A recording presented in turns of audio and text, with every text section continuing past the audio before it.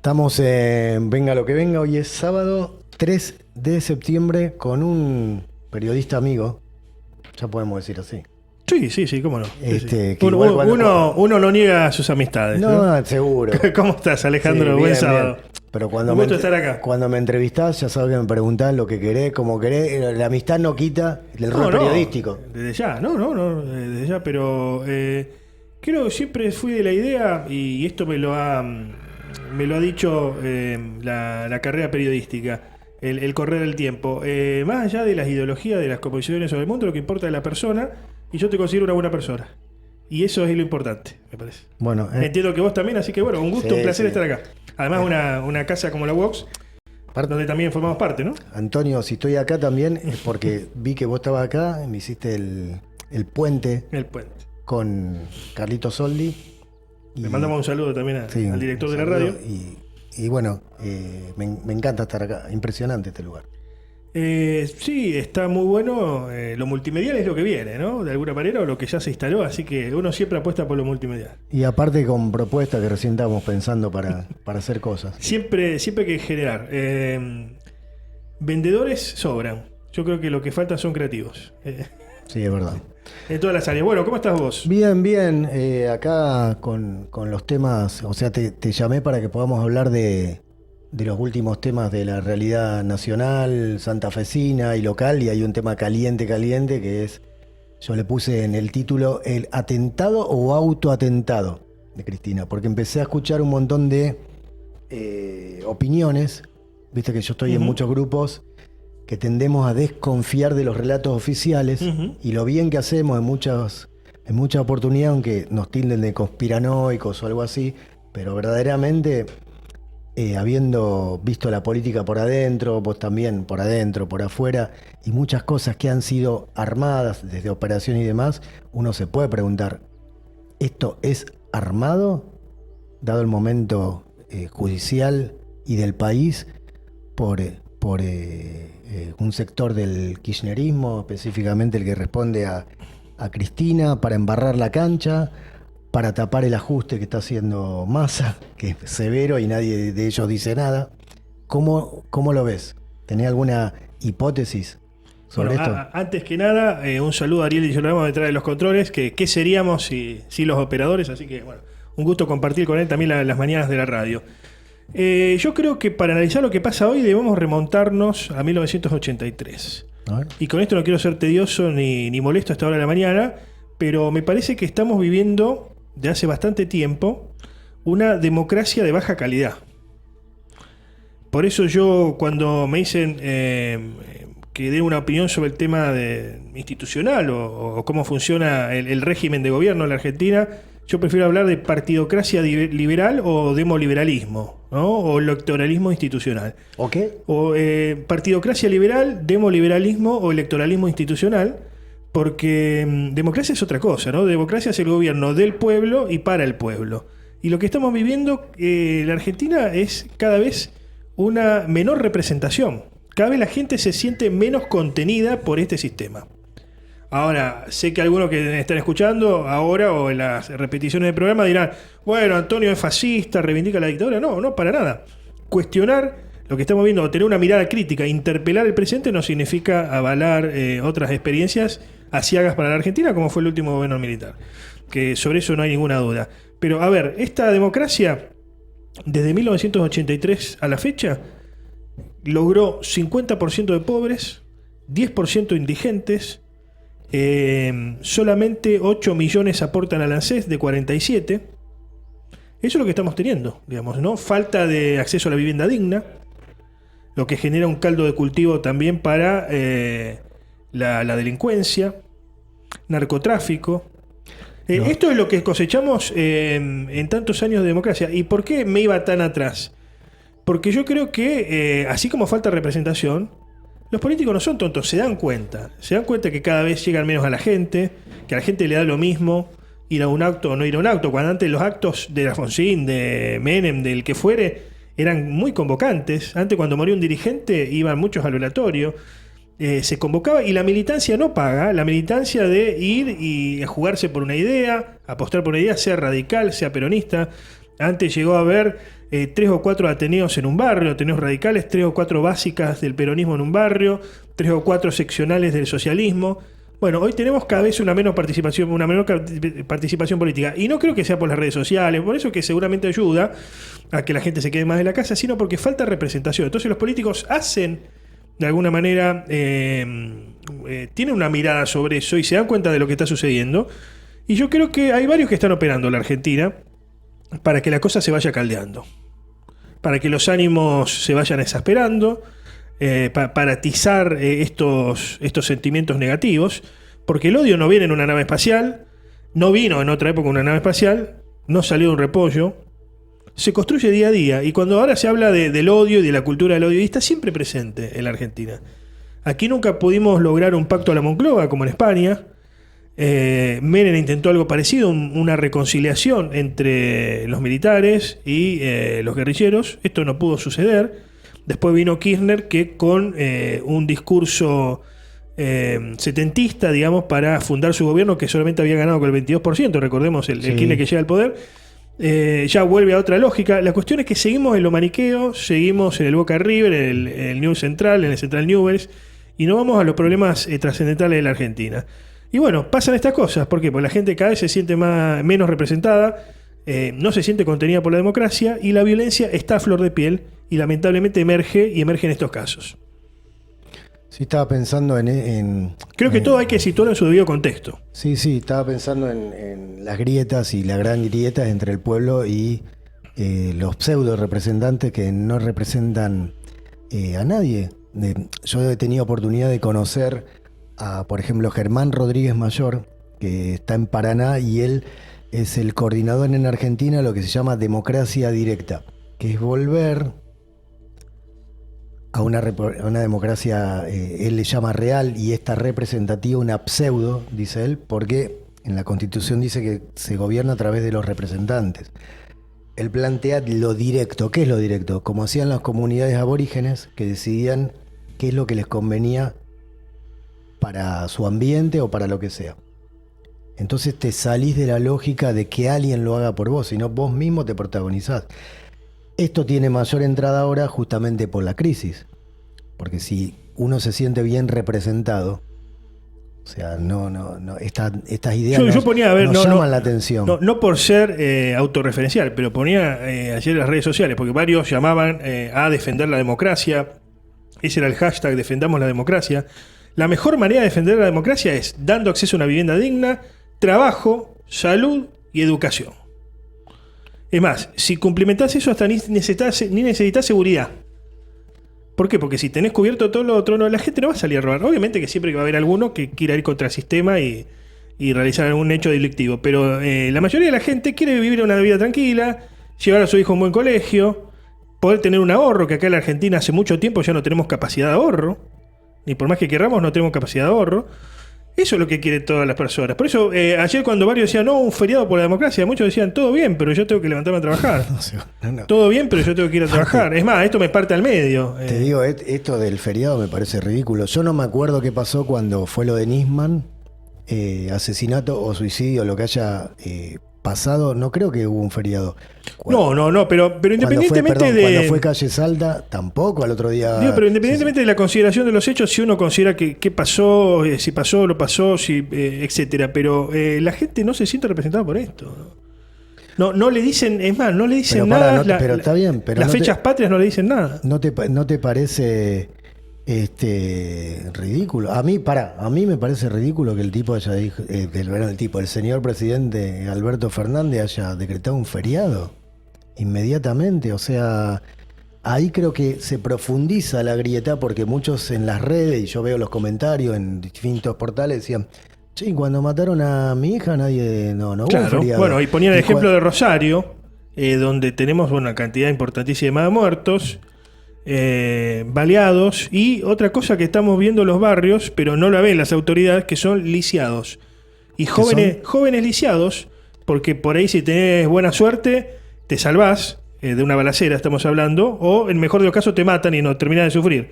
Digamos, estoy siendo irónico, pero ahora hay mucha gente que queda con parálisis, en sillas de rueda, jóvenes, que tiene que practicarse colostomía, digamos, jóvenes que ya de por sí no tienen acceso a un buen trabajo y por eso terminaron dedicándose a ser soldaditos. Claro. Y además de eso, ahora sus familias tienen que cargar con ellos. Eso es un correlato, es como si fueran veteranos de guerra, de una guerra que vivimos día a día, día a día, y que quizá no nos damos cuenta, pero estamos inmersos por obligación en una guerra que no nos damos cuenta. Bueno, y jóvenes lisiados en los barrios. Eso va a ser el futuro de la Argentina, digamos. No lo había... De las zonas más populosas del país. Qué bárbaro. Qué bárbaro.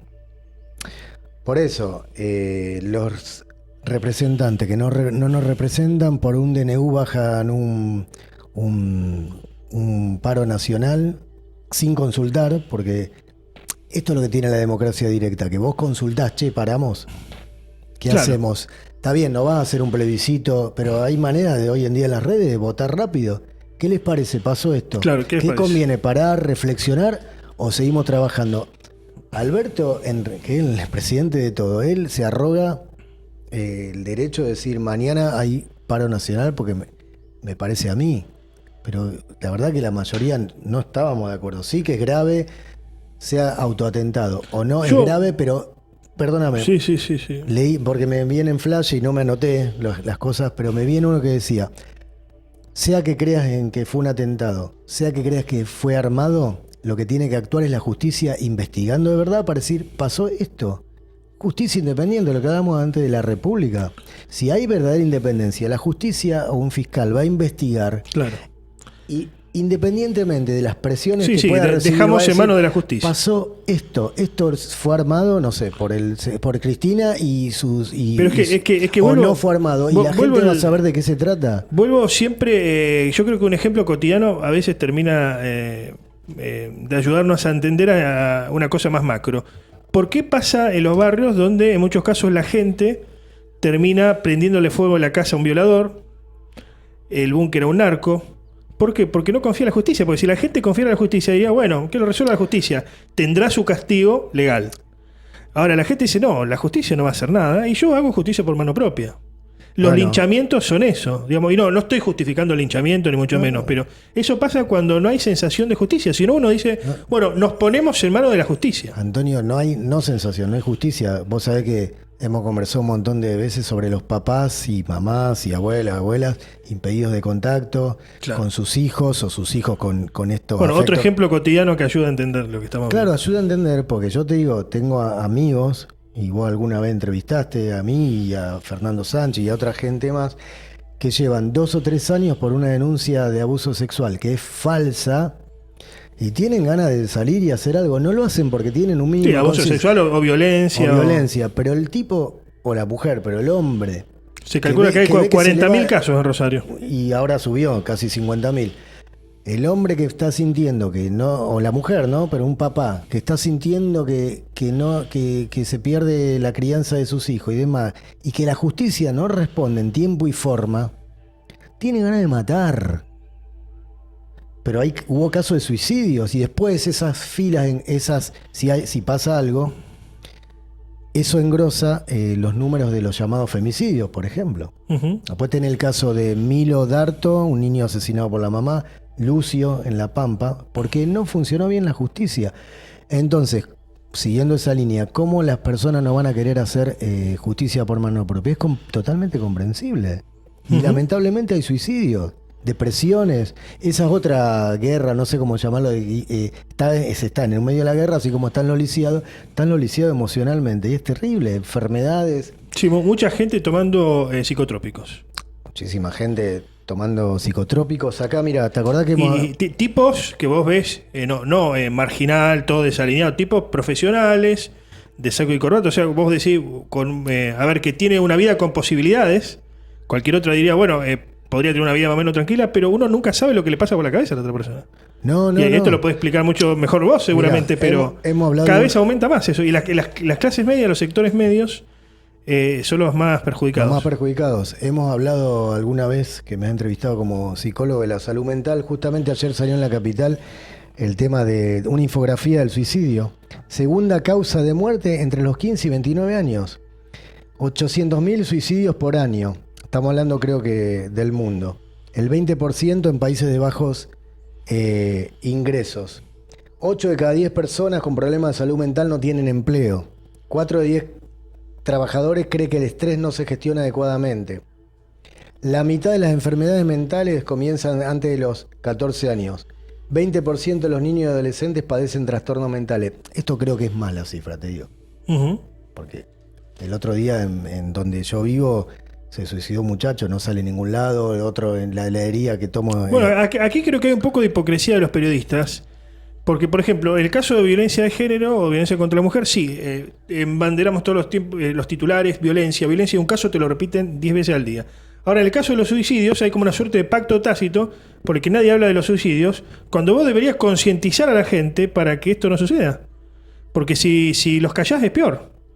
Hay una falsa opinión, o una opinión infundada de que contagiaría que vos publiques, pero no. Bueno, también, pero la violencia contra la mujer también con ese criterio. Claro, por eso, y los homicidios que publicás también. Entonces nosotros salimos a matar porque... No se puede hablar de ningún tema. No, una cosa, yo hablé con una psicóloga que era la que dirigía el Centro de Asistencia al Suicida desde lo público, que lo sacó, creo que lo sacó Lifshitz. Sí, no hay más. No hay más, un desastre. No, ni en Rosario ni en Santa Fe. Se llenan la boca hablando del Estado y no hay algo tan básico como eso.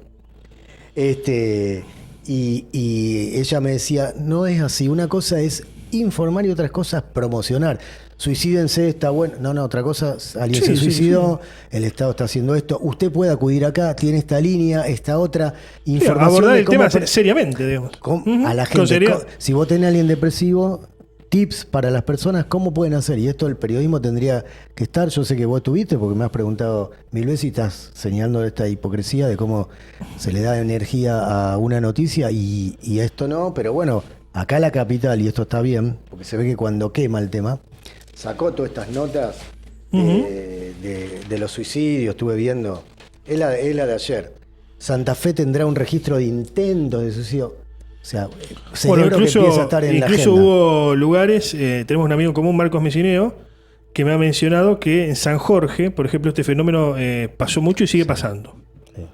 Uno dice San Jorge, muchos no tienen idea de dónde queda. Con adolescentes pasó. Con adolescentes, sí. Sí. Bueno, y en la policía, y esto lo he hablado con referentes de la policía, ¿por qué o qué lleva a un policía a desarrajarse un disparo en la cabeza? Con el presidente Apropol, yo también. Con el secretario general de Apropol, pero le he hablado después con gente de la misma fuerza o ex policías, y muchos te dicen que, bueno, además de que hoy falta formación psicológica, etcétera, para los nuevos y nuevas policías, además de eso, el policía está expuesto a muchos peligros y a una situación de, ¿cómo podemos decir?, tan paupérrima, tan pauperizada, que a veces no termina teniendo otra opción que matarse. Y esto es lamentable, pero casi todos los policías tienen el sueldo embargado, porque tienen que vivir a crédito porque no llegan a fin de mes.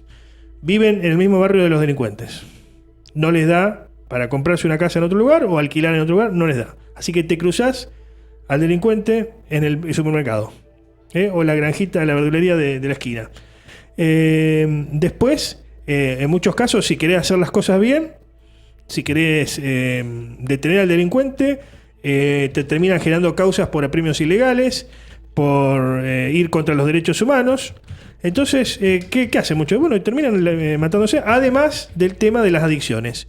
Hoy hay muchos policías con problemas de adicción a la cocaína, a la marihuana y a otras sustancias psicoactivas que lamentablemente están para toda la sociedad y para la policía también, que no es la excepción. Es terrible. Es terrible. Vos sabés que yo vengo proponiendo hace mucho tiempo la respiración, la meditación, el yoga. Se probó en un montón de lugares, en los lugares penitenciarios baja la violencia en los pabellones. Te digo esto, hablando de la policía, porque me acordé de la seguridad. Después vamos a ir te quiero compartir el video de Alfredo Abelín, que es el presidente de Cruzada Renovadora, antes de volver a enfocarnos en lo que pasó con respecto a Cristina el otro día, donde funciona muy bien. Y yo decía que, por ejemplo, Hapkin es un intendente que se vive quejando y echando culpas, comentando y echando culpas, en el sentido de no como policía, político es buen analista de la realidad. No tengo policía porque no tengo autonomía. Perotti, el otro. Y desde la municipalidad yo te garantizo que se pueden hacer tantas cosas. No estoy hablando prescindiendo de la policía, pero además de la policía, es inmenso lo que se puede hacer y está probado y recontra comprobado, y la psicología tiene muchísimo para aportar. Por ejemplo, te saco del tema de la meditación y todo eso, con las intervenciones de profesionales capacitados en comunicación no violenta, que lo creó Marshall Rosenberg en Estados Unidos, él se metía en Medio Oriente y se metía a mediar, no se queda en el consultorio, entre pandillas que se habían matado gente, los sentaba a la mesa, conversaba y bajaba la violencia. Y lo hacía, no es, después te mando material. O sea, sí, con datos comprobables. Digamos. Comprobable, esto no es zaraza, como dicen, esto es posta. Lo del arte de vivir en las cárceles o grupos evangélicos está comprobado que no es una reeducación para el delito, sino para que las personas estén bien, tomen más conciencia. Hay tanto por hacer. Y lamentablemente no se hace. Tenemos los resultados y después este clima que vos relatás. Bueno, y ahí diste, no me quiero ir en ese tema porque es para otra discusión, pero diste el punto en algo muy necesario, muy interesante. Y necesario también, bueno, yo considero cristiano, católico, pero hoy la Iglesia Católica cada vez está menos en los barrios. ¿Y sabés quiénes están? Los evangélicos. Los evangélicos, sí. Y están ahí al lado de la gente y escuchan y hablan en el lenguaje de la gente. Por ejemplo, digamos, me acuerdo de Walter En cambio, el Papa Francisco no sé qué está haciendo hoy en día. Está en otra cosa. La verdad, uno a veces reza por él y le pide, bueno, que tenga la espiritualidad necesaria y la conciencia necesaria como para conducir la iglesia en estos casos, pero no... La verdad no sabemos. Me parece que a lo mejor la agenda es otra o le están imponiendo otra agenda, pero el catolicismo hoy está en otros temas, verdaderamente. Antes estaba colos obreros, colos desposeídos, hoy está en otras cosas. Es verdad.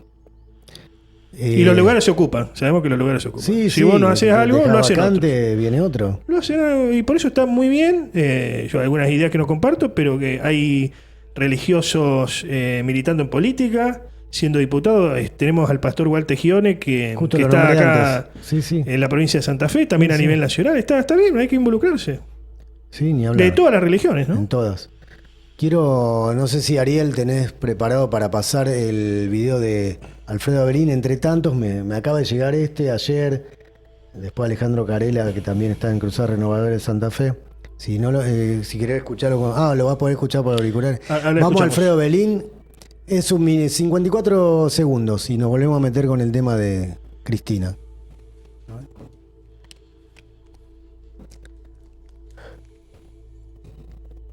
Ahora, y quiero manifestarme en referencia a lo que ha pasado con la actual vicepresidenta de la Nación, en la que realmente es muy preocupante lo que hemos visto, lo que hemos vivido, y creo sin lugar a dudas que es necesario, primero, dar nuestra posición absolutamente contraria a lo que significa la violencia. No puede existir violencia en este país, y menos una violencia tan tremenda como lo que ha ocurrido estos días. Y en segundo lugar, creo que la justicia debe en forma inmediata actuar hasta las últimas consecuencias para averiguar qué ha pasado, si hay responsables, si hay ideólogos y en definitiva acusar a quienes correspondan, porque esto nunca más puede volver a pasar en nuestro país. Bueno, hubo muchas voces, también Guillermo Moreno, que lo vengo escuchando. También, sí. Donde él dice también de averiguar si era una persona... Muy buena la entrevista que le hiciste, aquí en su avenida Rosario. Sí, fueron unos minutos y ya la otra vez fue más extenso. Y lo que tiene Guillermo es que le da entrevistas a medios grandes, medios chicos. Es que debe ser así. Un dirigente político es un cuadro político, o debería ser un cuadro político preparado para cualquier circunstancia. Me ha pasado, no voy a dar nombres, pero para cierta campaña política venía algún prensa de algún político que te decía, che, mirá, te alcanzo unas preguntas. Y yo le decía, no, discúlpame, pero a mí me gusta hacer la pregunta que yo quiero hacer.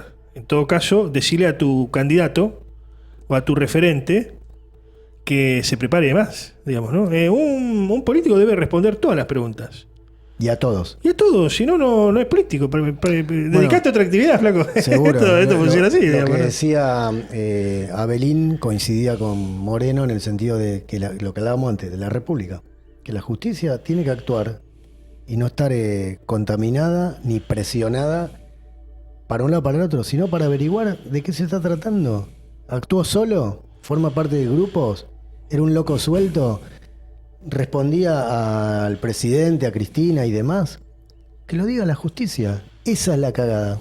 perdón, hablando mal y pronto, de que no haya justicia, porque la gente empieza a pensar, está armado, no me cierra, le mintieron tanto al pueblo. Tampoco pequemos de ingenuos, como se dice habitualmente.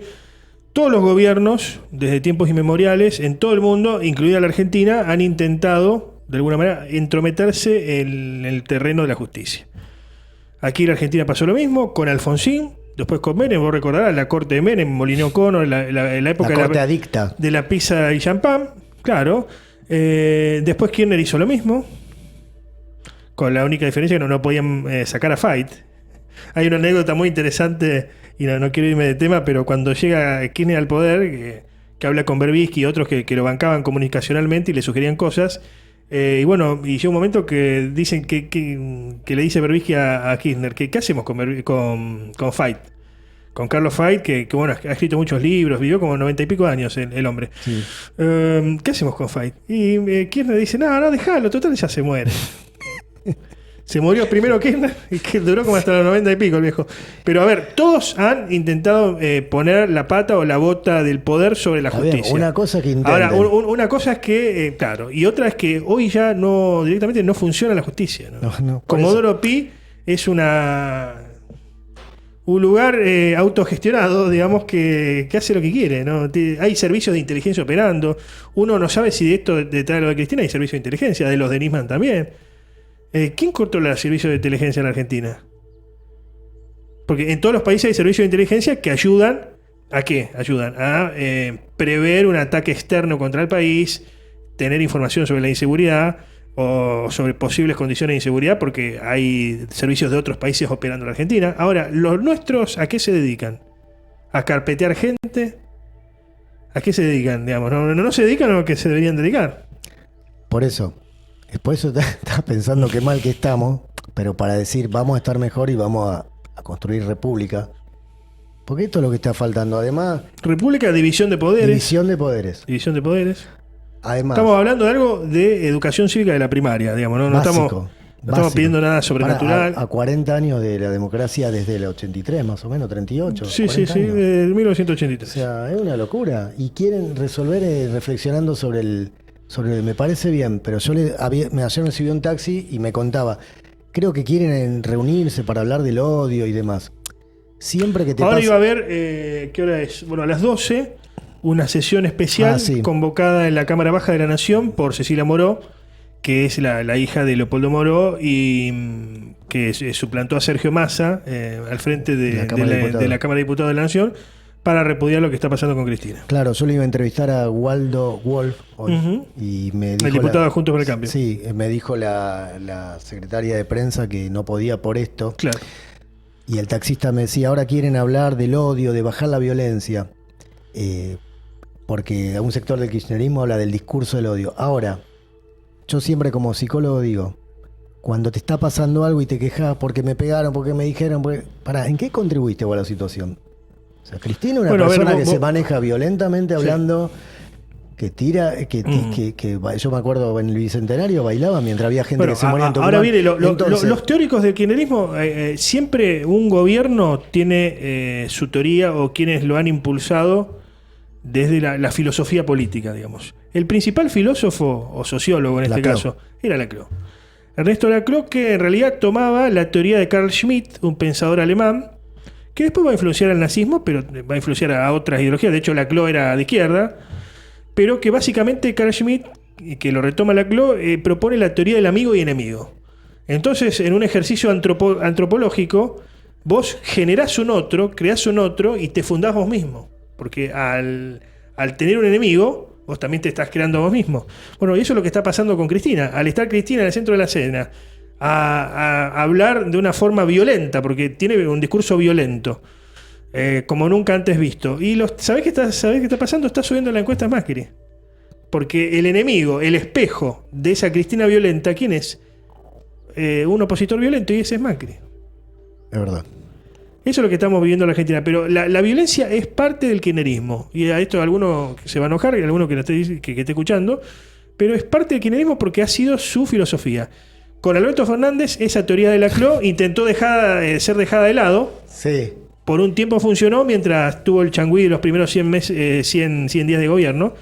pero hoy ha quedado totalmente fuera de lugar, Alberto. Hoy ya ni gobierna Alberto, es Cristina la presidenta, es la mujer plenipotenciaria del gobierno de Fernández, es Cristina Fernández de Kirchner. Bueno, de ella es la que se habla todo el tiempo, y yo creo que el paro, no sé si Cristina no levanta el teléfono, che, ¿qué onda? Paro ahora. Los sindicatos están en una posición muy complicada. ¿Por qué? Porque tenés 3.500 sindicatos en la Argentina, cada vez hay más. Cada gobierno que ha pasado, su ministro de Trabajo avalaba la conformación de nuevos sindicatos o le bajaba el pulgar a otros. ¿Por qué? Porque todos, así como quieren una corte adicta, quieren gremios adictos. Claro.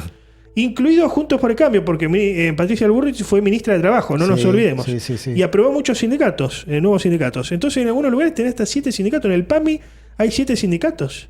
Y cada vez funciona peor el PAMI. Ahora, ¿no podrías tener uno que funcione bien? En la época de Perón, tanto que hablamos del peronismo, algunos se filian con el peronismo, el kirchnerismo siempre dice, bueno, nos dicen kirchneristas para bajarnos el precio, pero en realidad somos peronistas, eso lo decía Néstor. Y claro. Ahora cantaba la marcha peronista en la casa de Cristina, ahí en las inmediaciones en Recoleta, pero el peronismo, en la época del peronismo había muy pocos sindicatos, ahora eran muy representativos, muy representativos. Él se sentía muy a gusto, incluso no coincidiendo con la ideología del trabajador. Siempre hubo trabajadores socialistas radicales, pero el sindicato te defendía. Después hacía política, los dirigentes se postulaban incluso, pero te defendían. Hoy por hoy muchos trabajadores dicen, ¿para qué me sirve estar en un sindicato? Si no quieren si la obra social es una basura, hablando mal y pronto, me funciona más una prepaga, no luchan por mi salario. Hoy solamente los gremios que están relacionados al modelo agro-logístico exportador están bien, los demás miran el partido de afuera. Con un sueldo de empleado de comercio no se puede vivir hoy. 60.000, 70.000 no se puede vivir. Trabajando cortado, 8 horas por día y además viajando en colectivo. Entonces, esa es la realidad también de muchos gremios que, yo se lo he dicho a varios, no están entendiendo el momento que vive la Argentina, además del contexto internacional donde muere de a poco la relación de dependencia. Ya eso de que vos empezabas como cadete en una empresa y ibas ascendiendo hasta llegar a la gente se terminó.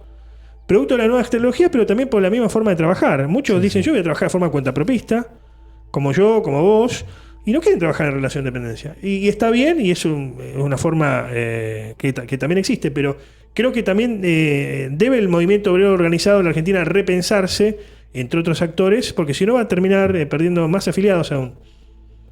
Tenés razón. Bueno, vamos a ir cerrando. Un gusto como siempre. ¿Anunciamos lo que puede llegar a venir? Anunciamos. La idea que tuviste esta mañana. Antes de irme quería hacer un parangón de lo que está pasando a nivel nacional con a nivel provincial. Yo creo que acá tampoco funciona la justicia de la provincia. Armando Trasferri, hay pruebas contundentes, fehacientes contra Trasferri como parte de una presunta asociación ilícita relacionada al juego clandestino. Bueno, la justicia ha dicho que no se pueden quitar los fueros. Sí, Delfrade ha luchado mucho para... Delfrade, Edery Chapapietra, varias personas, pero acá hay un statu quo que gobierna, que es Trasferri, los senadores, referentes de la oposición, de la justicia provincial, de Rafael Gutiérrez, que es primo de Reutemann y todavía sigue estando, de sectores incluso de la fuerza pública, de la policía, pero ahí hay un statu quo que sigue gobernando que nadie lo puede correr. Uh-huh. Eso es lo que nos está gobernando hoy y creo que nos va a seguir gobernando en el tiempo que siga hasta menos se calme o se solucione la situación y interceda la justicia. Puede llegar a venir una actividad interesante, no salió acá de sopetón, pero bueno, sobre economía y psicología. Decimos hasta ahí nomás. Economía y psicología, porque la economía tiene mucho que ver con la psicología. La psicología también, porque si vos querés estar bien psicológicamente, tenés que tener una economía más o menos satisfecha las necesidades. Y si vos ves que no podés plasmar un proyecto, por lo que pasa en el contexto económico, la tenés que remar el doble. Y si no hay confianza, claro. Estoy hablando en voz alta de lo que puedo llegar a ideas e ilusiones y entusiasmo, porque ves que pasa esta coyuntura de lo que pasó con Cristina, y se habla todo el tiempo de eso, y mientras tanto los ajustes y la inflación que te come, y te va deprimiendo, ¿viste? Y vos necesitas confiar, contextos de confianza para desarrollarte económicamente. Entonces lo emocional juega muchísimo. Las caras largas que yo veo, con esto cierro, por un arquitecto amigo en el club, el otro día le digo, ¿qué te pasa esa cara? No, que siempre antes terminaba trabajo y ya tenía otros, pero ahora no tengo. y la gente se echa para atrás, eso todo es psicológico. Es Claro. confianza, porque no confían en Massa, por ejemplo. ¿Y qué va? Y después pasó lo que pasó. ¿Viste? Ujú. Bueno, Muchas gracias. no, a vos, Un gusto, Antonio. un placer estar acá. Siempre aprendiendo de vos. Gracias. Gracias. Seguimos luego en Venga lo que venga. Estaba para hablar 8 horas.